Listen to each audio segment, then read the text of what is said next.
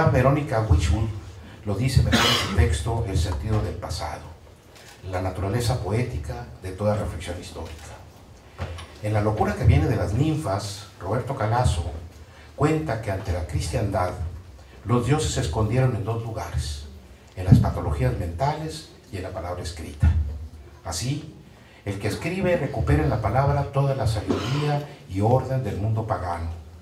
Esto lo comento porque seguramente Elizabeth Cejudos, sin saberlo, invocó presencias al ejercer el acto de escritura. Y de estas proximidades femeninas invocadas quiero hablar. A propósito del libro de Elizabeth, deseo reflexionar acerca de mi primera aproximación a dos mujeres, Clío y Calíope. Esta última, Calíope, la de bella voz, figura en las teogonías como hija de Zeus y Nemósine, la memoria, y también es madre de Orfeo. Es la musa más poderosa entre todas por su poder de elocuencia y la poesía, es decir, la palabra que floreció en Grecia como la primera de las artes se manifestará más tarde en la oratoria. Calíope acompaña a reyes y hombres de estado por su poder de elocuencia y sabiduría. Este sentido le daban los estoicos, ya que representan la elocuencia de la hermosa voz, del bello lenguaje, que sirve a los hombres de estado para gobernar, para dirigirse al pueblo y guiarle por medio de la persuasión. La imagen que ha llegado a nosotros siempre se le representa como una joven de aire majestuoso, la frente ceñida con una corona de oro, porque Hesíodo la pinta viviendo entre reyes y con guirnaldas por ser la principal de las 9 musas. En una pintura de Herculano, me parece, lleva túnica verde, manto blanco, corona de hiedra y un volumen, atributo que no se ve en las demás imágenes. Ordinariamente está sentada en actitud de meditación, con la cabeza apoyada en una de sus manos, con la pluma y las tablillas, como disponiéndose a escribir o a leer lo que acaba de escribir. Así lo indica el maravilloso verso de Ausonio cuando dice: Carmina Calíope, libris heroica manda. Calíope, heroica, cargas libros de poesía. Por otra parte, Clío, la que alaba y canta, es la musa de la historia y de la poesía heroica. Se le representa como una muchacha con corona de laureles, llevando una trompeta en la mano derecha y un libro de Tucídides en la izquierda. A veces, sus estatuas llevan una guitarra en una mano y un plectro en la otra, pues también se le consideraba la inventora de la guitarra. En otras representaciones, mucho más clásicas, se presenta a Clío llevando en su mano izquierda un rollo de papiro y a sus pies una caja para guardar esos rollos. A estos atributos se une a veces el globo terráqueo sobre el que posa el tiempo y aparece junto a él para mostrar que la historia abarca todos los lugares y todas las épocas, como lo demuestra el maravilloso ensayo de Jorge Luis Borges, La historia de la eternidad. Esta idea tan mítica viene a la memoria porque en su libro Elizabeth refiere claramente a una apuesta por una postura epistemológica diferenciada. Me explico. Si bien no aparecen nuevos conceptos o redefiniciones teóricas orientadoras, lo que sí queda claro es que en este libro, en esta aproximación a Clío y a Calíope, sus laberintos conceptuales transitan con frecuencia por las veredas de la representación y lo simbólico, así como una preocupación por la historia escrita en la prensa y la historia de las mujeres. Es una perspectiva que pretende recuperar las formas de ver, sentir y expresar de los tiempos pasados, palabra y memoria, discurso e historia, práctica e identidad. Todo esto visto a la manera de Chartier, no solo como la historia de prácticas de lectura y de escritura, sino como actividades del espíritu que extrapolan percepciones sensibles de realidades concretas. El discurso femenino en la prensa como elemento definitorio de espacios, temporalidades, prácticas, actores representados. También la construcción de imaginarios en tanto elemento cohesionante del mundo y sistema identitario y valoral. Representaciones de un mundo que se coloca en lugar de la realidad. Esta visión que oscila entre Gilbert Durand y Le Goff articula sin duda alguna la intersección entre historia y literatura, mejor dicho, entre memoria y palabra, para decirnos de aquellas estructuras mentales que son configuraciones particulares de temporalidades específicas, el discurso femenino. Clío y Calíope nos muestran una verdad ancestral. Las mujeres expresan en el lenguaje la experiencia del mundo a través de narrativas, oralidades, escrituras, imágenes y tonalidades. Abrir este venero dialogante entre historia y palabra escrita, en tanto dos maneras de aprehensión del mundo, sin duda que diluye fronteras y en el mejor de los casos muestra al logo como un recurso privilegiado de acceso a los imaginarios de distintas épocas. Aproximación segunda.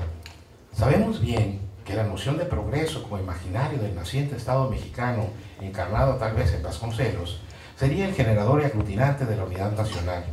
Aquí el sincretismo entre nacionalismo y vanguardias serían la marca de una estética y una ética romántica que se concretará en la mística callista, la narrativa como elemento crítico e integrador de la identidad.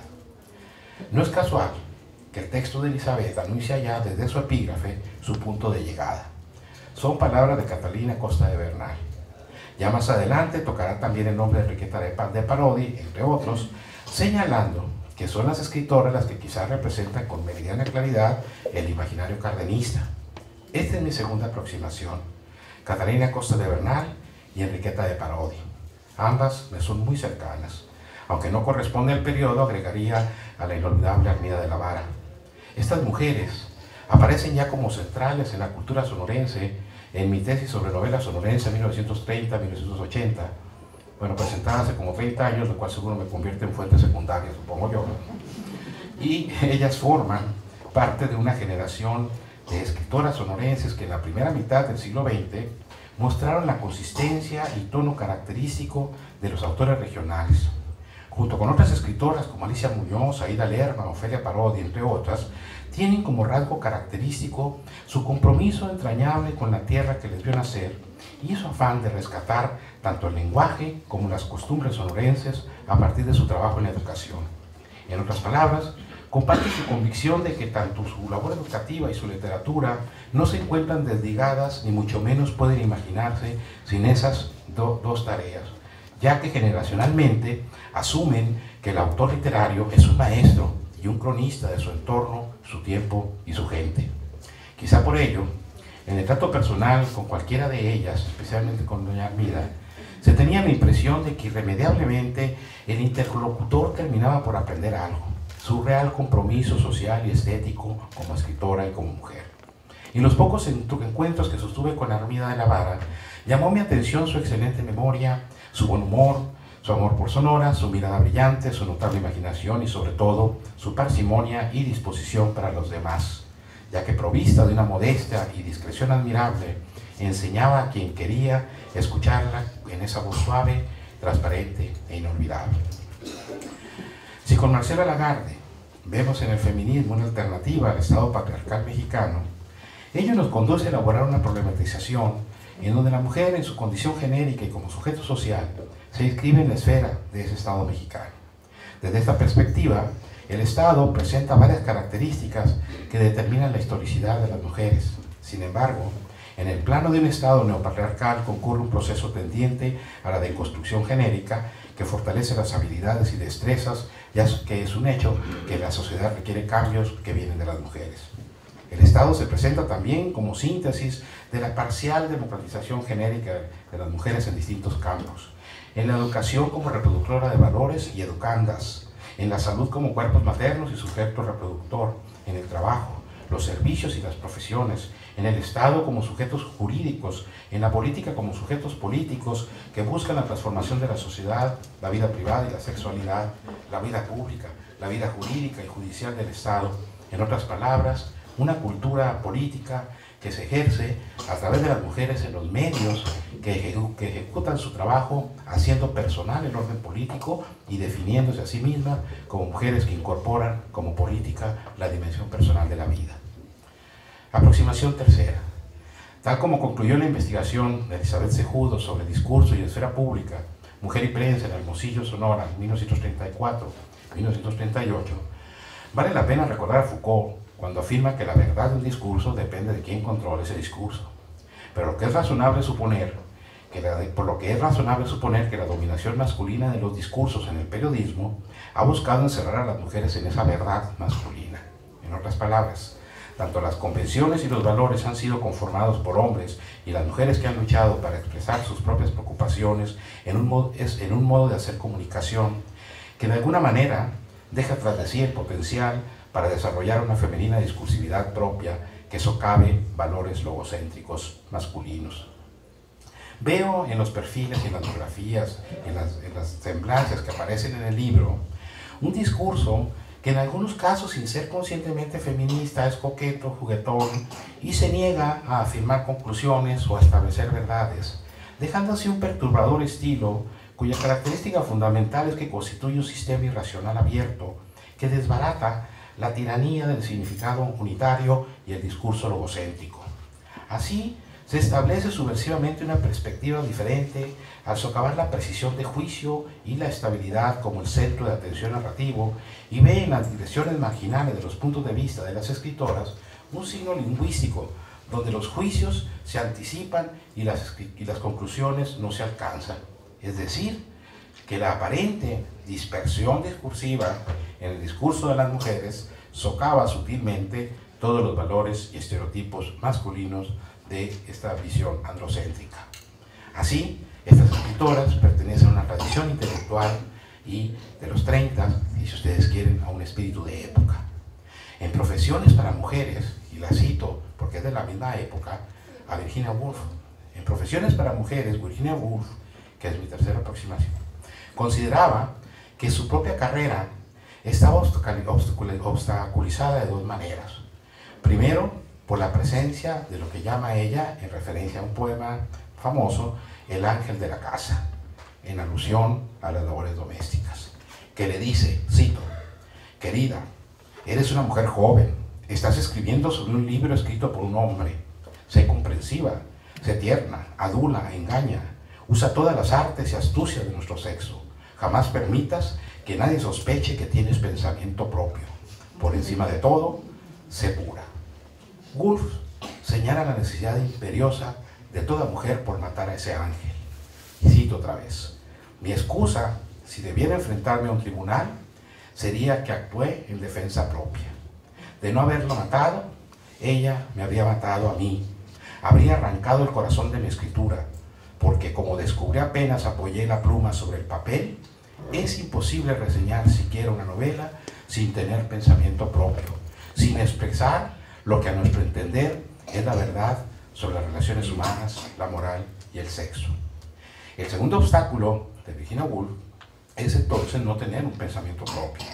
Sin embargo, ella alcanzó a proponer la biografía personal unida, inseparable e indistinguiblemente al tiempo histórico. De manera similar, en Tres Guineas, publicado en 1938, a la edad de 65 años, Virginia Woolf publica un texto fundamental y extraordinario que le da una actualidad y base interpretativa para la relación mujer y prensa, escrita a partir de la noción de la diferencia, tal como lo plantea Elizabeth. Cito, ¿de qué se trata este libro? Me atrevo a sintetizarlo así. Se trata de la primera obra que ha sido capaz de desmenuzar el logos masculino, la simbólica viril que construye la relación entre autoritarismo, cultura de privilegios, poder masculino, patriarcado y la generación de la guerra, y la única hasta hoy que lo ha hecho de manera tan global. Una obra que, anclándose en las condiciones de las mujeres de su época, la trasciende al ir desmenuzando, demostrando paso a paso que siendo la independencia material una base imprescindible y necesaria, objetivo para el cual dona 2 de 3 guineas Virginia Woolf, sin independencia simbólica, la incorporación de las mujeres al mundo público, la educación, el trabajo y la militancia, no evitará que en unos años se vuelva a formular la misma pregunta que formula el viejo abogado a la maestra Woolf. En su opinión, ¿cómo podemos evitar la guerra? Virginia Woolf termina diciendo, toma entonces una guinea y úsala para mantener los grandes principios de justicia, igualdad y libertad. La calidad y prestigio de Virginia Woolf como escritora han atraído a teóricas feministas que han visto en ella un precedente de algunas de sus propuestas. No obstante, el pensamiento de Tres Guineas no puede ser reducido a ninguna corriente actual del feminismo en exclusiva. Nos encontramos, en cambio, con una serie de lúcidas reflexiones que fueron desarrolladas más tarde en distintas direcciones entendidas como excluyentes. De ahí su riqueza y su interés para nuestra reflexión y para la reflexión de Elizabeth. Estas son las presencias invocadas por Elizabeth. Falta una de ellas, Pero antes de dar lectura a esta presencia última, felicito a la Eli. Suerte, querida amiga, porque después de ser mi alumna, terminó siendo mi amiga, y bien saben todos que un amigo es aquel que después de conocerte sigue siendo tu amigo. Voy a leer, como empecé, un texto de Emily Dickinson, y dice: podría estar más sola sin mi soledad. Tan habituada estoy a mi destino. Tal vez la otra paz podría interrumpir la oscuridad y llenar el pequeño cuarto, demasiado exiguo en su medida para contener el sacramento de él. No estoy habituada a la esperanza. Podría entrometerse en su dulce ostentación, violar el lugar ordenado para el sufrimiento. Sería más fácil fallecer con la tierra a la vista que conquistar mi azul península, perecer de deleite. Gracias.